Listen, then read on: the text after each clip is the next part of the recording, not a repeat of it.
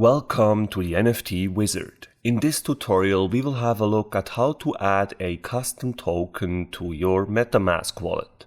To do so, first of all, open up your Metamask wallet and make sure that you're logged in. After that, make sure to click on the Assets tab and then scroll down until you see Import Tokens.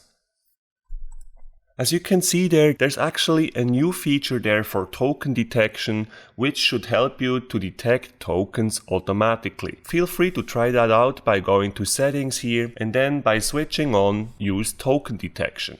With the help of this feature, whenever you get a certain token sent to your Metamask wallet, you should actually be able to see it immediately without having to manually add it. However, this is an experimental feature, so it's very well possible that this is not working properly, and that is why I'm also going to show you now how to manually add custom tokens to your Metamask wallet. For this purpose, we are going back here. I will just close the settings. And now to manually add a custom token to your Metamask wallet, under Assets, scroll down. Once again, go to Import Tokens.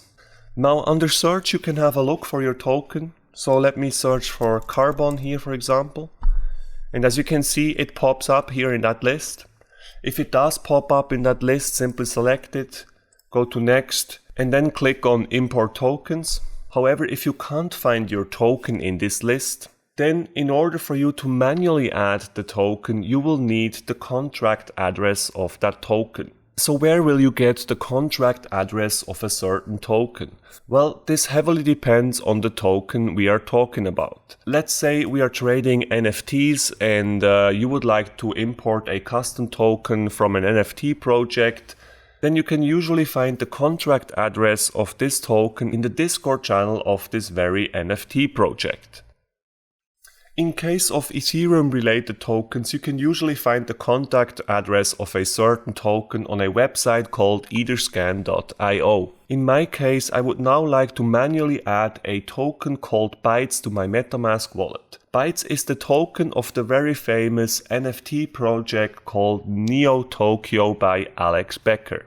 So I have already opened up the Etherscan page of Bytes, and to find the contract address of Bytes now, simply have a look in the top left corner, and there you will always find the contract address of the token. Then simply click on that symbol here next to the contract address to copy the address to the clipboard. Now you might wonder how I actually found this very Etherscan page here. And as I mentioned before, Discord is usually a good place to find that if your project indeed has a Discord channel.